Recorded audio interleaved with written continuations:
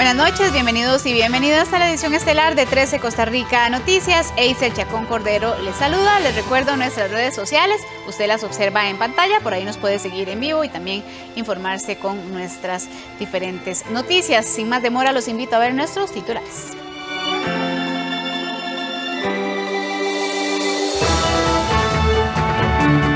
El Centro de Investigación y Estudios Políticos de la Universidad de Costa Rica dio a conocer los resultados más recientes sobre la intención de voto.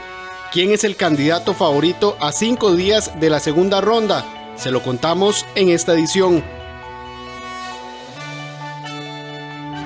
La Fiscalía solicitó 28 años de cárcel en contra del ex sacerdote Mauricio Víquez. 18 son por el presunto delito de violación y 10 por el presunto delito de abuso sexual. La atención médico-legal para casos de abuso sexual se extendió por todo el país y esto evita que las pruebas tomadas a la víctima se pierdan, pues antes este servicio se concentraba en el complejo forense en San Joaquín de Flores. Conoceremos esta realidad en la segunda entrega del reportaje de Rita Valverde. En las informaciones internacionales, el presidente Bukele exige a los pandilleros que dejen de matar. Los últimos días se han presentado las jornadas más violentas en la historia de este país.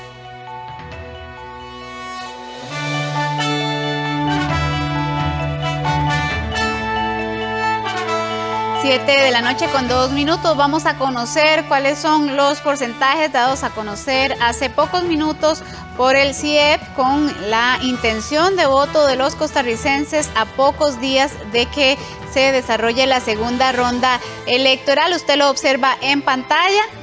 Chávez a la cabeza con un 41.4% de la intención de voto, José María Figueres con un 38%, la diferencia de la intención de voto es de un 3%. El total de personas que aún se mantienen indecisas para hoy son las que representan este 18.1%. Nuestro compañero David Roversi tendrá información en vivo en algunos momentos para ampliarnos acerca de estos datos dados a conocer hace escasos minutos por el Centro de Investigación en Estudios Políticos CIEP.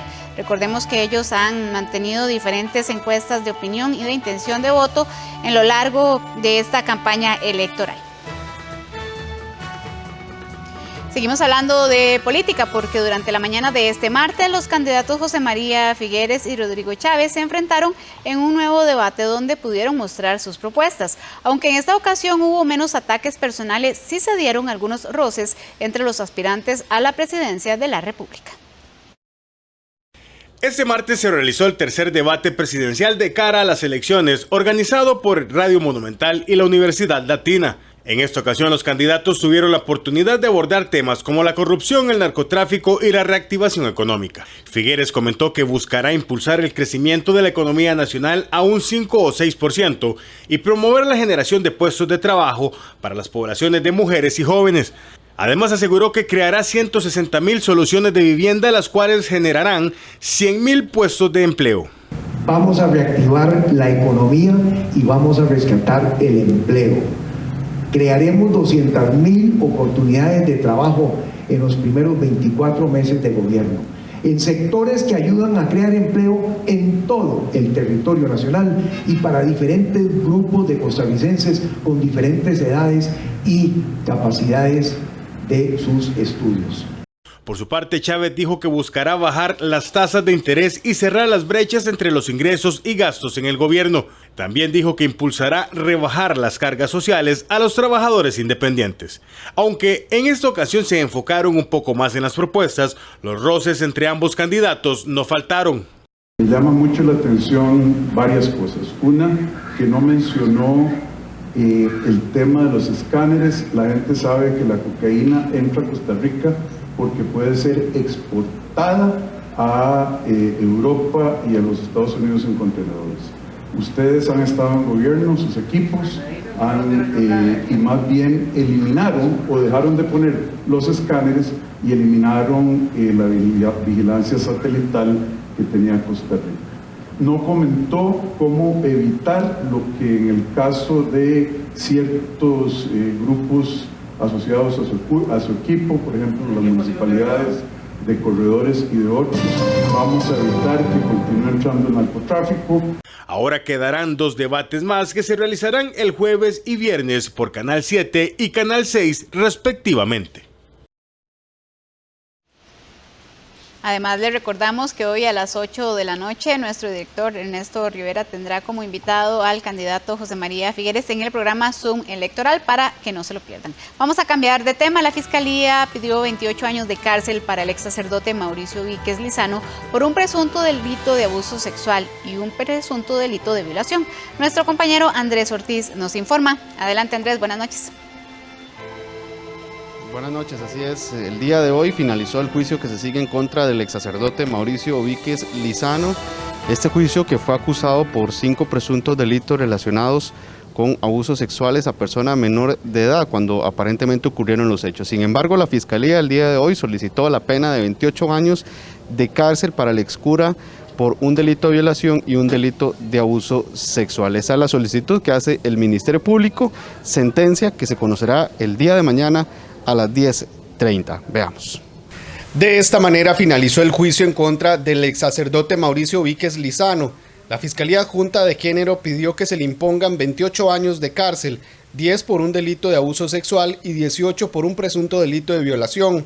Sin embargo, el Ministerio Público pidió absolverlo de un delito de violación, un delito de abuso sexual y un delito de corrupción que se le venía atribuyendo. Esto porque al parecer uno de los hechos acusados no encajaban con las fechas en las que al parecer Víquez Lizano era párroco de la iglesia de Patarrán Desamparados en el 2003. Como decir que el hecho sucedió cuando él estaba en 6º grado y se demostró que solamente de 1º a 3º cursó. Como decir que el último de los hechos se dio cuando él estaba cursando el 3º grado y que con ocasión de ese hecho se fue y no terminó la escuela y ahora aparece una certificación que dice que ese 3er año lo terminó sin ausencias y con buenas notas. Entonces, o miente el Ministerio de Educación Pública o miente la persona.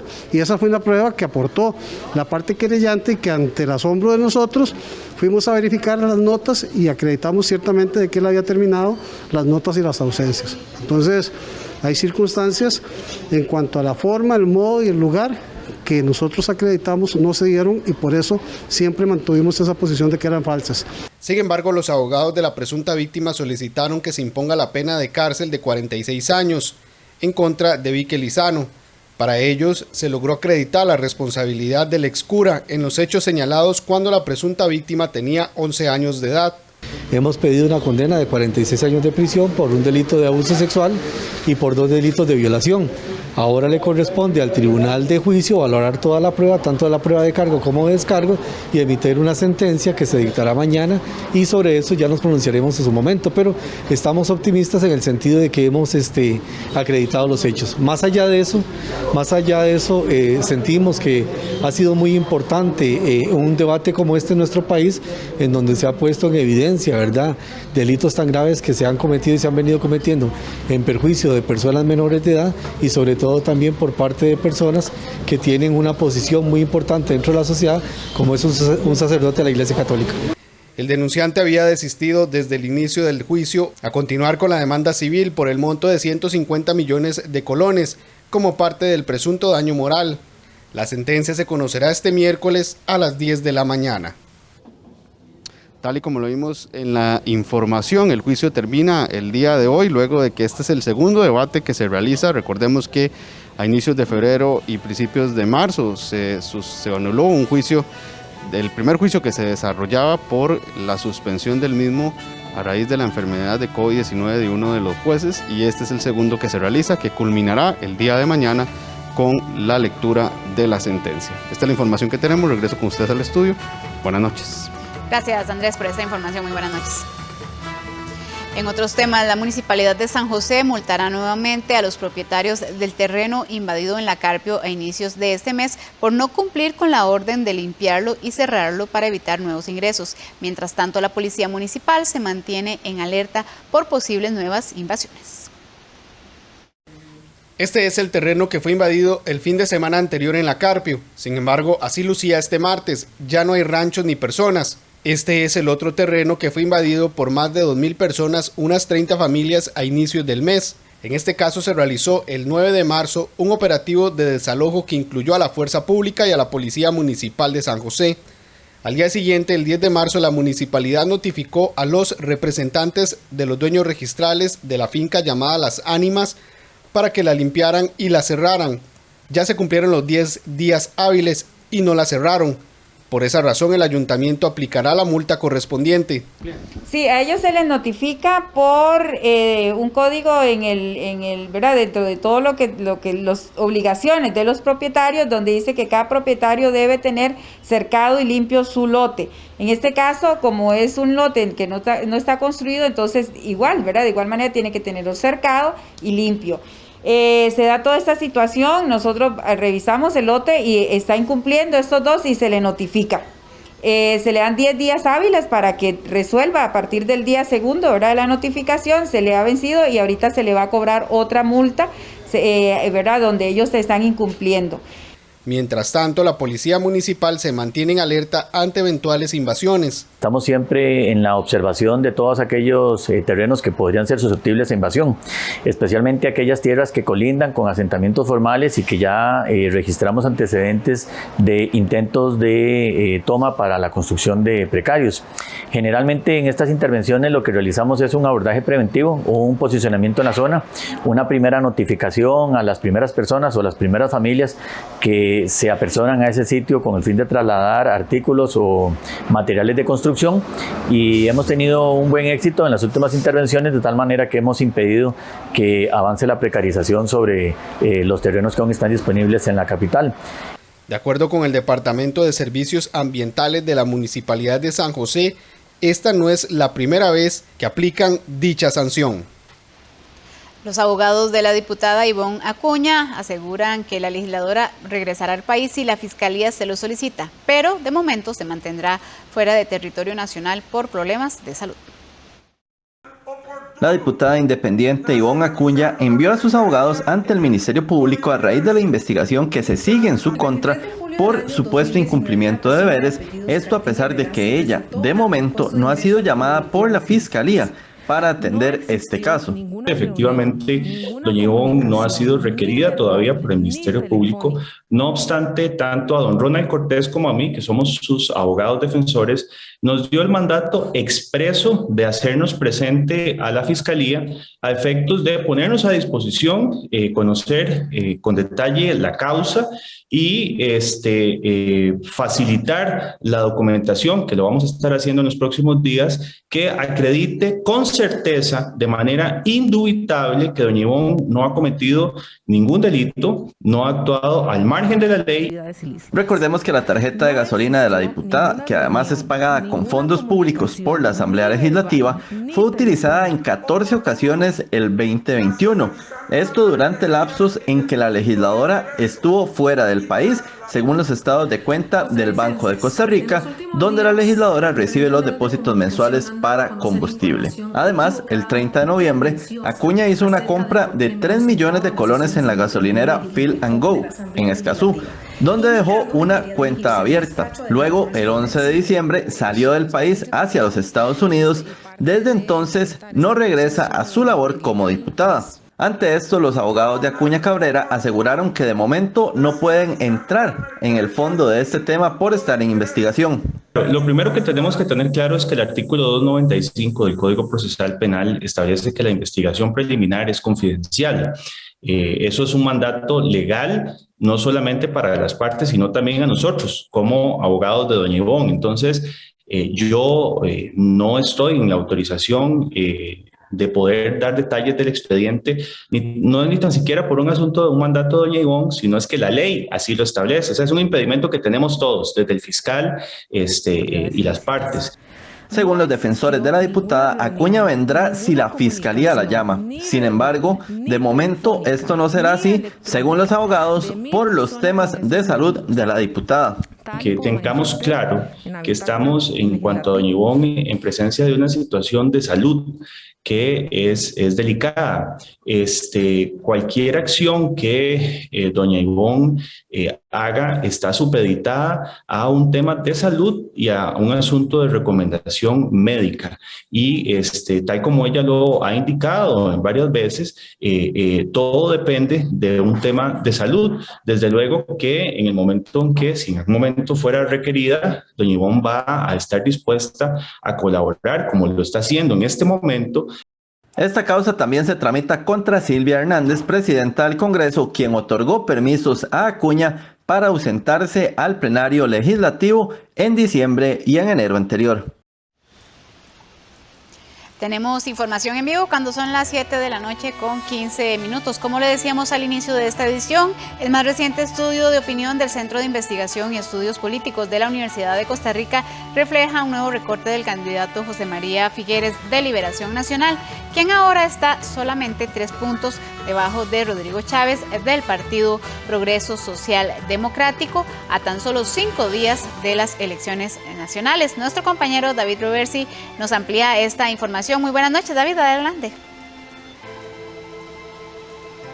Gracias, buenas noches. Así es, como usted lo menciona, el CIEP y el UCR hace escasos minutos sacó su último estudio de opinión de lo que será esta contienda electoral. Pues a partir del 31 de marzo ya queda prohibido este tipo de estudios, por lo menos a lo que es el tema público, así lo dice el Tribunal Supremo de Elecciones. Un estudio que deja un empate técnico entre ambos candidatos a la presidencia, eso sí, que se podría decir que en cierto modo se acorta la distancia que tenía Rodrigo Chávez anteriormente de 43.3%, cuando Figueres tenía 38% el pasado 23 de marzo, y hoy está en 41.4% con el mismo 38% de don José María Figueres, aspirante verde y blanco. Para ampliarnos sobre este tema está con nosotros el investigador Jesús Guzmán del CIEP y explicarnos un poco. Jesús, muy buenas noches primero, gracias por acompañarnos.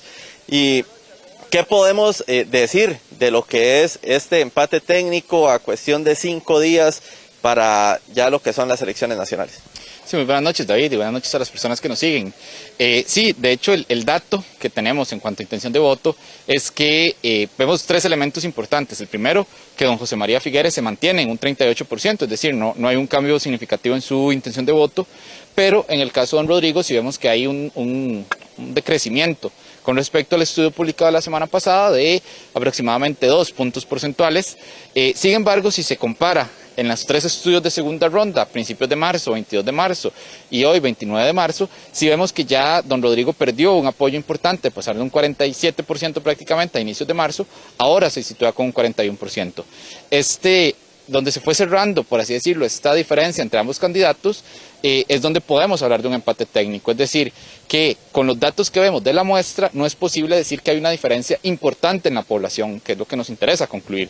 Entonces, lo que podemos ver es que el margen entre ambas candidaturas es tan pequeño que incluso podría ser que don José María en la población esté un poco por encima de don Rodrigo, que don Rodrigo esté un poco por encima de don José María, y eso es lo que referimos con un empate técnico. Jesús, ¿a qué podemos atribuir esta caída que ha tenido Rodrigo Chávez en estas últimas semanas? Como usted lo dice, se muestra con los diferentes porcentajes de los estudios que ustedes han realizado. Sí, claro, el tema de los movimientos en intención de voto son multicausales.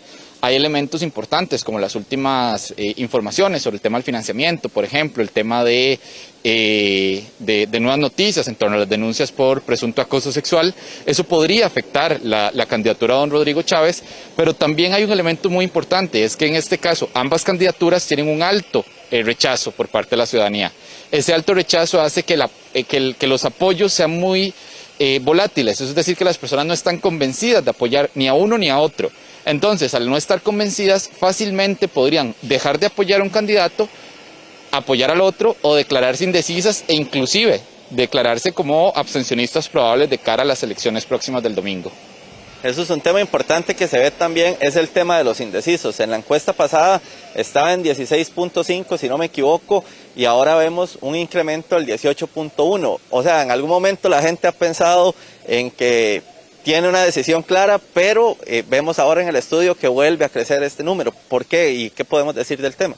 Claro, el tema de la indecisión es un elemento ya característico del sistema electoral del país, en donde las personas cambian fácilmente su intención de voto y también les cuesta más decidirse por quién votar. Entonces, hay un grupo de personas que esa decisión de cuál de los dos darle el apoyo o el voto es más difícil, y eso hace que se puedan indecidir básicamente de forma fácil. ¿Por qué? Porque no están tan convencidas de apoyar a uno u otro candidato, e incluso cuando preguntamos a las personas que dicen que no van a ir a votar, ¿por qué no van a ir a votar? Este tema de que ninguna de las dos candidaturas les convence o que no les gusta ninguna de las dos candidaturas es el tema más recurrente, y eso hace también que las personas indecisas puedan sumarse a ese grupo, que no están tan convencidas o no les gusta, no se sienten representadas por estas candidaturas, y eso hace que pierdan esa decisión que puedan tener en algún momento, incluso pierdan ese deseo de ir a votar. ¿Podría reflejarse esto en el abstencionismo o en los votos nulos? Probablemente en esta campaña tengamos, pese a que es muy difícil medir exactamente el abstencionismo, por un tema de que el voto en Costa Rica tiene una tradición muy fuerte de que le damos al voto una connotación muy positiva, es probable que muchas personas al final no logren decidirse y terminen no yendo a votar, y ese número podría incluso ser mayor al 40% que vimos en la pasada primera ronda, en febrero pasado, y también podría ser que el número de votos nulos aumente a un número histórico como lo fue en primera ronda. En primera ronda tuvimos el número de votos nulos más grandes de la historia reciente, por lo menos, y eso es un indicativo precisamente de eso, lejanía que sienten las personas con las candidaturas. 25 en la primera ronda, y ahora inclusive con 2 todavía se sigue sintiendo esa lejanía. Jesús, el estudio contempla para los costarricenses, y ahora que hablamos del abstencionismo, ¿qué tan importante es o no ir a votar? Entonces, para ir ya finalizando, ¿qué podemos decir de ese resultado? Sí, claro, uno de los resultados importantes que vemos es que las personas todavía tienen en muy alta estima, por así decirlo, el voto, lo ven como un derecho, pero también como un deber, que es algo importante, y también se ve como algo relativamente negativo el abstenerse. No lo ven como un derecho o como una forma de presentarse, sino lo ven como algo que podría afectar la democracia.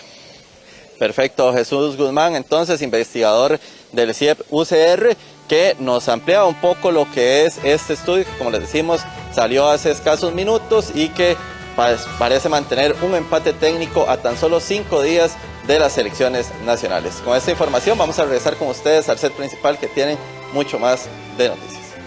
Gracias, David, por esta información. Muy buenas noches. Nosotros vamos a una pausa comercial. Cuando regresemos, le contamos que la atención médico-legal para casos de abuso sexual se extendió por todo el país, y esto evita que las pruebas de las víctimas se pierdan. Se lo contamos tras la pausa en la segunda entrega del reportaje de la periodista Rita Valverde.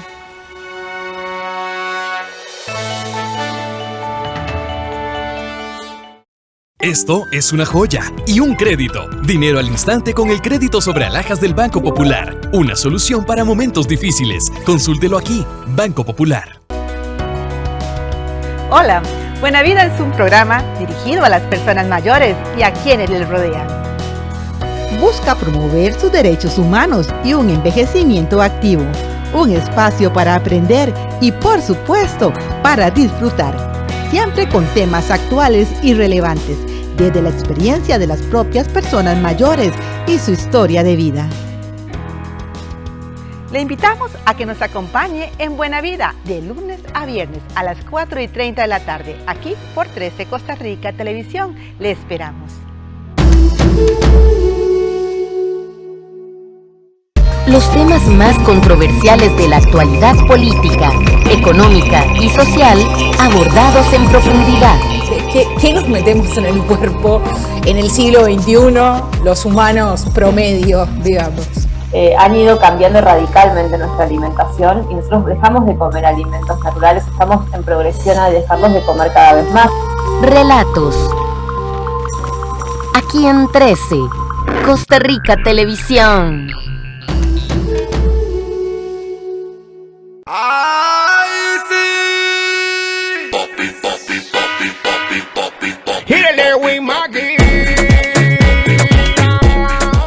Empiece la mañana poniéndole sabor a la vida al ritmo de cardio dance y salsation.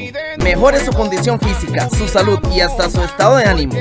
Acompáñenos todos los días a las 8 de la mañana en Póngale Bonito, el nuevo programa de acondicionamiento físico de 13 Costa Rica Televisión. Me pregunto por qué Aceros Osaka decide hacer negocios con nosotros de repente. ¿Por qué Asano nos obligó a que le otorgáramos un préstamo de 500 millones de yenes? Tal vez después de todo la quiebra y la cortina de humo no fueron ideas de Higashida.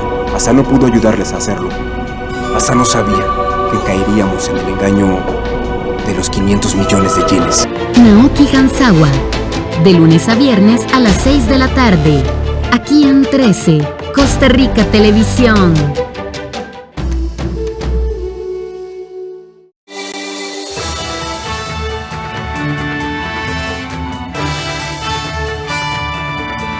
Banco Popular presenta el tipo de cambio. 7:25. A esta hora repasamos en pantalla cómo cierra la jornada, la compra y venta del dólar para este martes, según el Banco Central de Costa Rica. La compra 655 colones con 13 céntimos y la venta 663 colones con 17 céntimos.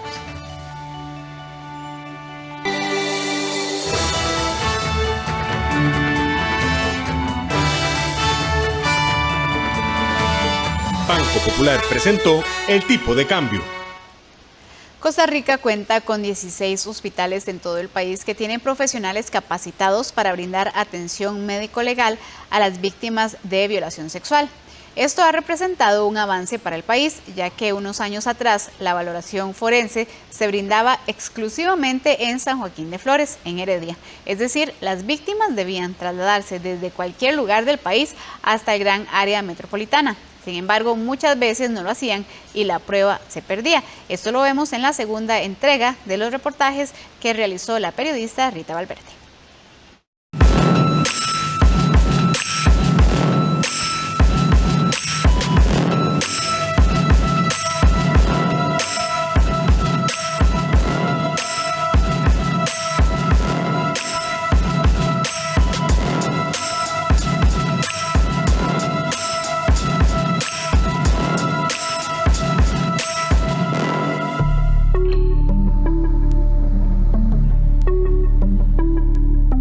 La atención de las víctimas de violación en el país ha tenido avances en los últimos años. Sin embargo, las autoridades y especialistas reconocen que el abordaje de la revictimización, el tiempo de respuesta, la capacitación de los funcionarios son algunos de los aspectos que deben mejorar. Janet Arias, jefa de la Secretaría Técnica de Género del Poder Judicial, señaló que un primer aspecto ha sido ampliar los lugares en donde se da atención médico-forense a las víctimas de violación. Por ejemplo, hace unos años atrás, cuando ocurría un caso de violación, a las víctimas se les daba una valoración médico-legal únicamente dentro de la GAM. Entonces, en esas horas no hábiles también teníamos un problema a nivel del Poder Judicial porque el Departamento de Medicina Legal solamente atendía en sus unidades médico-legales fuera de la área metropolitana, solamente atendía en horario hábil. Entonces, las víctimas de violación, aunque no las tuviéramos que trasladar al hospital, sí, ellas tenían que venir hasta San Joaquín de Flores en Heredia a hacer las diligencias para la prueba médico-forense o médico-legal. Entonces empezamos a organizarnos y bueno, esto la víctima lo tenía que hacer solita, ella sola tenía que ver cómo se proveía para venir y lo que sucedía más bien era que no lo hacía, no venía, sino que si llegaba a tratar de interponer la denuncia, que la denuncia sí se le recibía porque el OIJ sí está abierto 24/7 todo el año y también hay Fiscalía de Turno Extraordinario, entonces se le tomaba la denuncia y se le decía tiene que ir al médico forense. Si era viernes, entonces le decían, bueno, no, entonces el lunes, si usted no va a ir a San Joaquín porque estaba en Golfito o estaba en Upala, por supuesto que no va a venir. Entonces se perdía una gran cantidad de pruebas, digamos, a nivel de administración de justicia, se perdía la evidencia porque la víctima llegaba hasta el lunes y en muchos casos ni siquiera llegaba, entonces no se le practicaba la evidencia. En este sentido, se crearon los equipos de respuesta rápida con personal especializado de la Caja y del Poder Judicial, es decir, que en caso de violación, la persona debe ser trasladada para el proceso médico-legal a uno de los siguientes centros hospitalarios: Hospital Calderón Guardia, Hospital México, San Juan de Dios, Hospital Nacional de Niños, Monseñor Sanabria, Bonifacio, Anexión de Nicoya, Hospital de Liberia, Hospital de San Carlos, Escalante Pradilla, Max Peralta, Hospital San Rafael de Alajuela, Alajuela, Hospital San Vicente de Paúl, Hospital Max Terán Valls, Hospital Grecia y San Ramón y el Hospital de William Allen Taylor. Reducir la revictimización es otro de los retos a los que se enfrentan los estados a la hora de brindar atención a las víctimas de violación. En Costa Rica, este aspecto se ha centrado en reducir la cantidad de veces que la persona deba brindar el testimonio de la violación. La declaración solo fuese dada X cantidad de veces porque se daba 9 veces, ahora se da 2, 3 veces a lo sumo, y esas 3 veces si se da es muy diferente a las 3 veces que se daba antes del protocolo. ¿Por qué? Porque antes hacían una entrevista larguísima, preguntando de todo. Ahora ya la policía de la fuerza pública, por ejemplo, ya sabe que tiene que preguntar lo mínimo posible para poder direccionar a la víctima hacia los servicios que requiere, pero no hacer una entrevista.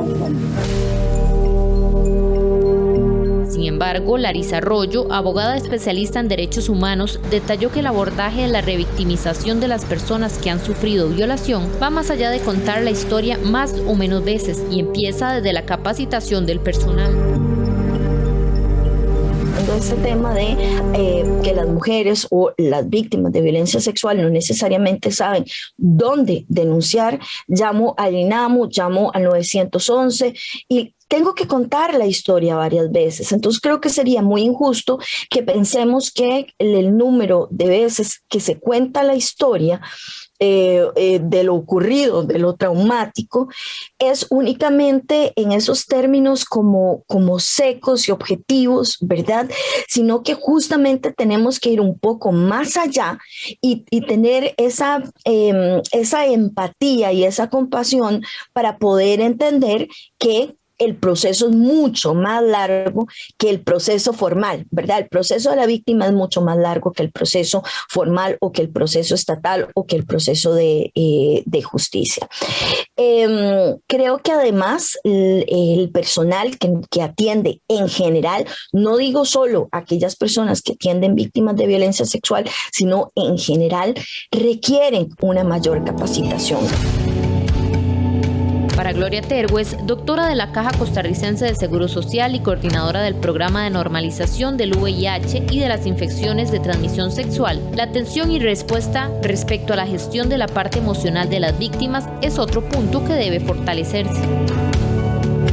Una de las cosas que el país realmente debe fortalecer mucho a lo largo y ancho de todo su funcionariado es precisamente la atención de primeros auxilios emocionales, porque una persona que pasa por este asalto, digámoslo así, definitivamente el primer problema es el impacto o el choque psicológico que tiene. No va a pensar en que tengo VIH, voy a ir a tener infección de transmisión sexual, no, está tan impactada que por mucha información que le vaciemos en el momento, la persona no va a hacer insight de esa información.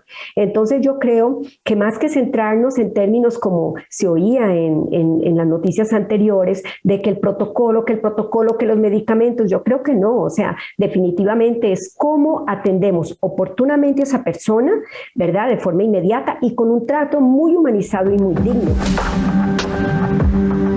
La capacitación de los funcionarios de las instituciones que sean parte del protocolo es un tema fundamental porque requiere atención muy específica para las personas que han sufrido un hecho traumático, como una violación. Sin embargo, tanto el Poder Judicial como la Caja reconocen que el hecho de que todas las personas funcionarias hayan recibido capacitación sobre el protocolo resulta difícil. Todavía es un reto y un desafío porque no es tan fácil como hacer un barrido completo de todo nuestro personal, porque primero porque es muy rotativo y segundo porque es mucho personal. Entonces también la institución tiene que atender otros eventos de salud. Eso sería una utopía. O sea, imagínese una persona que acaba de ser nombrada, que está tal vez en un nombramiento por 2 días. Y es la primera vez que está trabajando. Incluso se trata de que los nombramientos sean personas que ya han pasado por un proceso de capacitación donde ya hay programas permanentes que incluyen todo este tema, pero a veces no tenemos suficientes personas para hacer los nombramientos y hasta hay que nombrar por inóculo. O sea, es una utopía pensar que todas las personas de todas las instituciones que manejan el protocolo, desde el guarda hasta la última persona, va a conocer eso y va a estar capacitada. Eso yo creo que no pasa con ningún programa. Nuestra institución prepara a todos nuestros funcionarios en la Academia Nacional de Policía. Prepara a todos nuestros asesores legales en los protocolos institucionales e interinstitucionales, como es el presente protocolo. Pero eso no es una garantía de que todas las personas, aun y cuando hayan sido capacitadas, pues manejen adecuadamente los protocolos. Para la abogada Larisa Arroyo, la mejora del protocolo de atención ilegal por parte del Estado a las víctimas debe de empezar por el lado de una mejor capacitación de funcionarios, pero también por la concentración de servicios en un mismo lugar. Yo creo que definitivamente los mejores modelos, ¿verdad? Son aquellos que, por ejemplo, tienden a concentrar los servicios de atención a víctimas de violencia sexual en un solo lugar, ¿verdad? Porque entonces eso significa que no tengo que ir a la delegación, después tengo que ir, ¿verdad?, a medicatura forense y después de eso tengo que ir tal vez a un hospital y etcétera, sino que todos los servicios, están concentrados en un mismo lugar. Mañana, en una tercera entrega de este reportaje, hablaremos sobre el caso de la violación de 2 turistas que se presentó en Puerto Viejo de Limón a inicios de este año y qué acciones se han tomado al respecto por parte de las autoridades.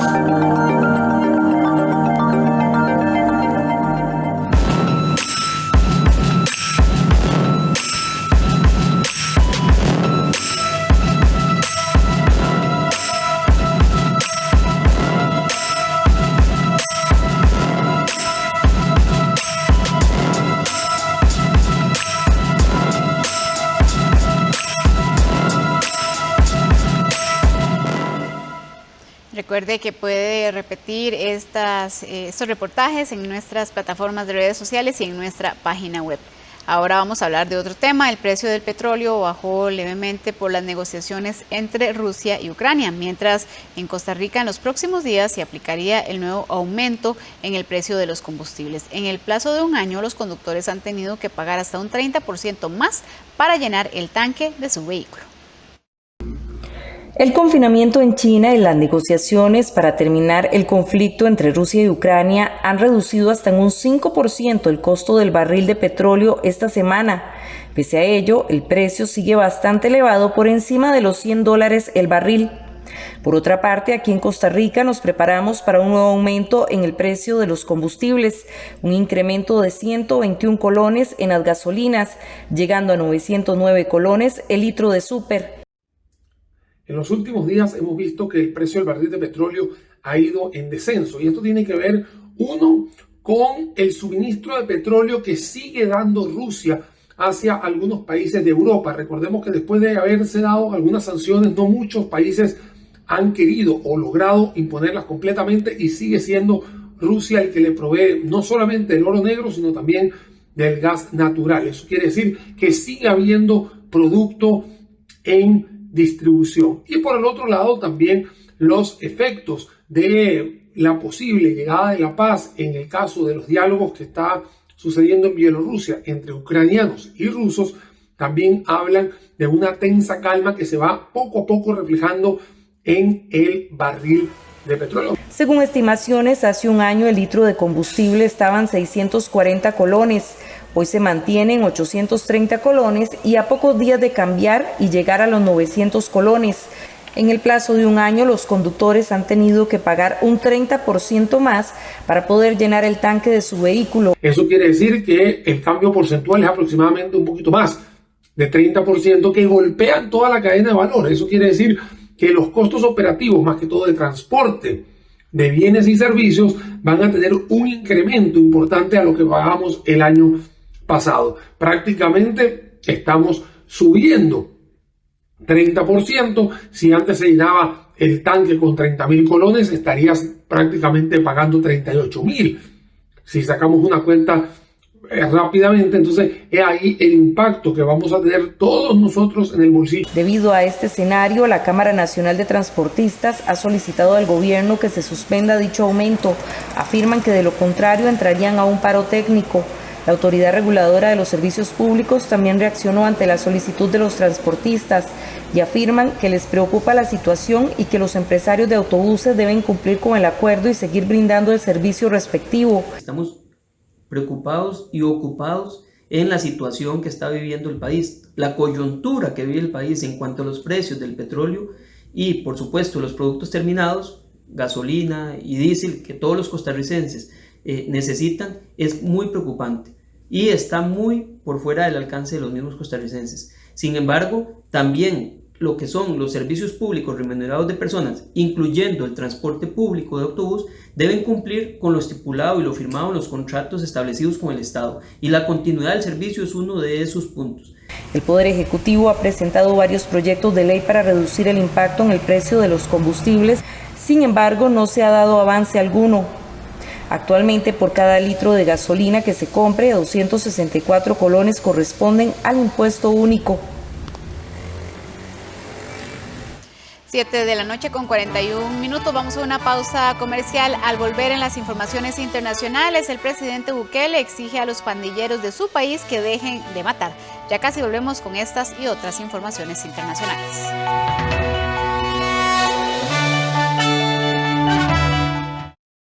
El Banco Popular siempre ha estado con nosotros. Gracias al banco logramos mejorar nuestra liquidez refundiendo deudas. Nos apoyó en el proceso para hacer arreglos en nuestra casa. Pude cancelar otras tarjetas de crédito más caras y ahora pago una cuota más baja. En aquella emergencia con el dentista, el banco me respaldó. O cuando compramos el pick-up para empezar nuestro negocio. El Banco Popular siempre ha estado ahí para apoyarnos. Hoy, más que nunca, cuente con nosotros. Banco Popular y de Desarrollo Comunal.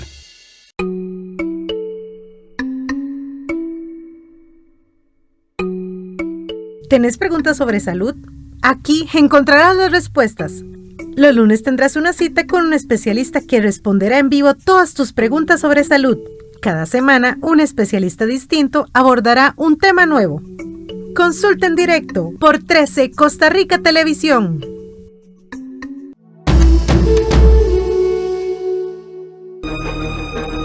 Ciencia, naturaleza, avances tecnológicos, la diversidad biológica. Todo eso y más en Dominio Documental. Los jueves a las 10 de la noche y los domingos a las 10 de la mañana. Aquí en 13, Costa Rica Televisión. Esta semana en Global 3000. Pescar sin contaminar. Embarcaciones eléctricas en el lago Victoria. La cría del bisonte, el animal que regresa a las praderas de Montana en Estados Unidos. Y la muerte de los arrecifes de coral en todo el mundo. Naciones Unidas da la alarma en su último informe climático. Este martes, a las 10 de la noche, aquí en 13, Costa Rica Televisión.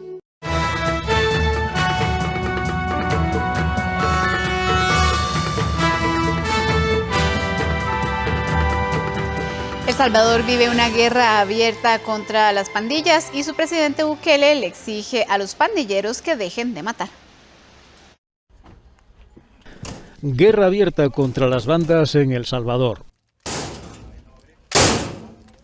El presidente salvadoreño exige a los pandilleros que dejen de matar.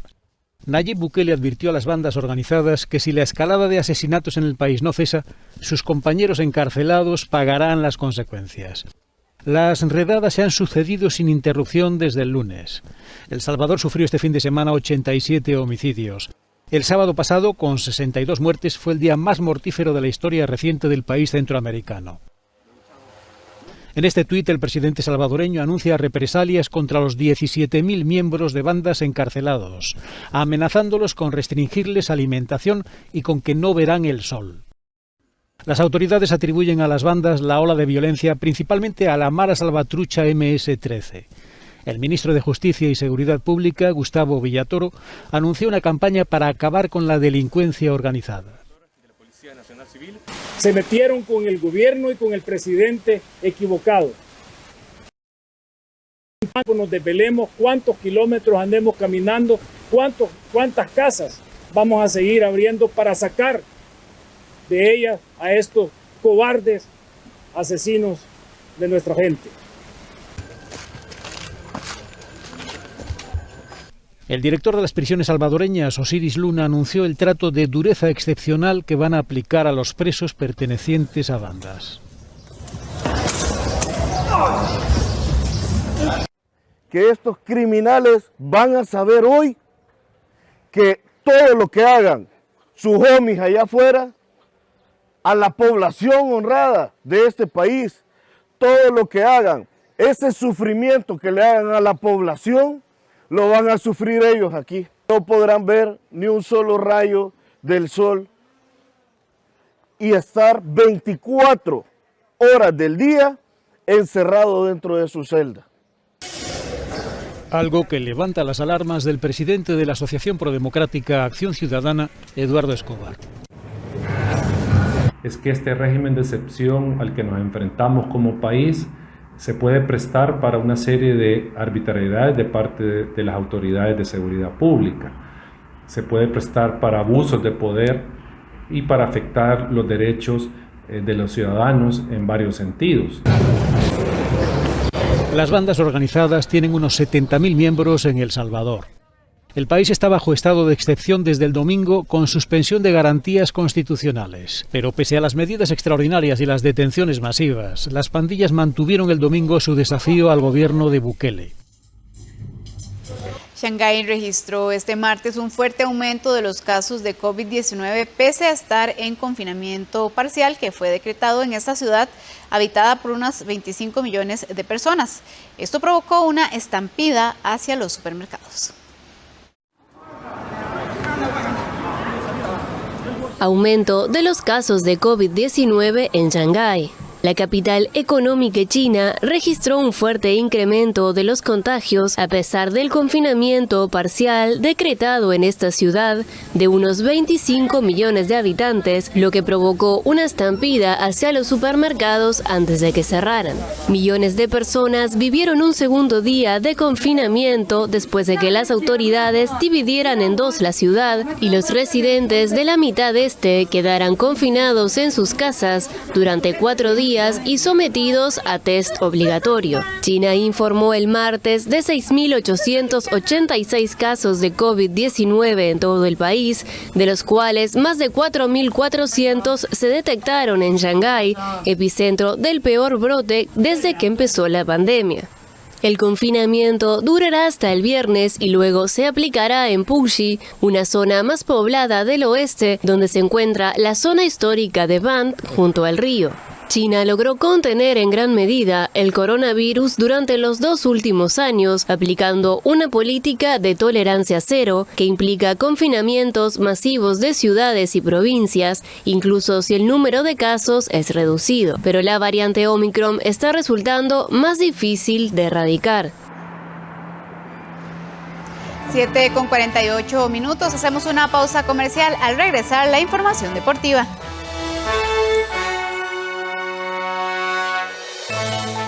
Este es el camino para atender las afectaciones emocionales de tus hijos e hijas. Si tus hijos e hijas experimentan estas emociones, debes creerles, escucharles, apoyarles y buscar acompañamiento profesional. PANI y Gobierno de la República. Esta semana en Hanako y Ana. Quiero seguir mi vida con el señor Muraoka. ¡Prometo hacer feliz a Hanako! Me opongo. Yo también me opongo a la boda. Entonces yo también. Por favor, sácame de aquí ahora mismo. ¡Denko! Denko, ¿qué se te ocurrió? De lunes a viernes a las 2 de la tarde. Aquí en 13, Costa Rica Televisión.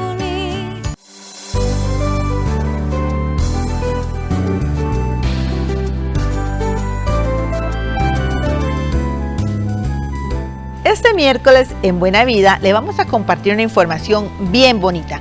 ¿Por qué aprender a nadar en esta etapa de adulto mayor? Bueno, los beneficios y el por qué se lo vamos a explicar en Buena Vida. Además, los miércoles tenemos nuestro espacio Entre Pares con orientación sociolegal. 4:30 de la tarde. Le esperamos aquí en Buena Vida. Un programa de la cadena alemana Deutsche Welle que nos pone al día con diversos métodos para salir de la pobreza y aumentar nuestro capital a nivel personal e industrial. Economía creativa. Los domingos a las 8:30 de la mañana. Solo en 13. Costa Rica Televisión.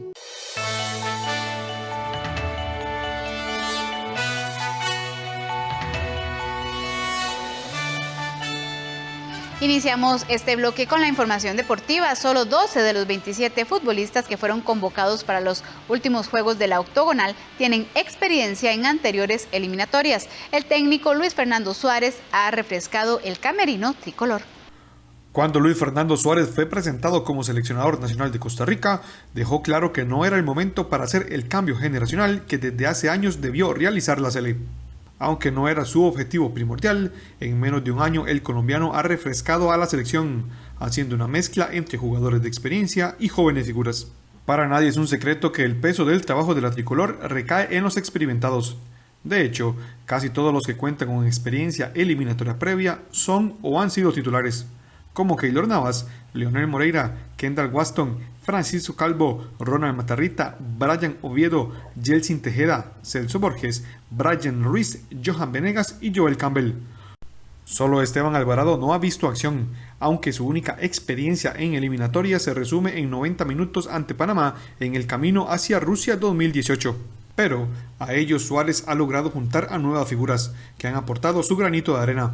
15 futbolistas que están disponibles para el compromiso frente a Estados Unidos están en su primera eliminatoria. A ellos hay que sumar a otros 7 futbolistas que fueron utilizados en otros juegos del octogonal.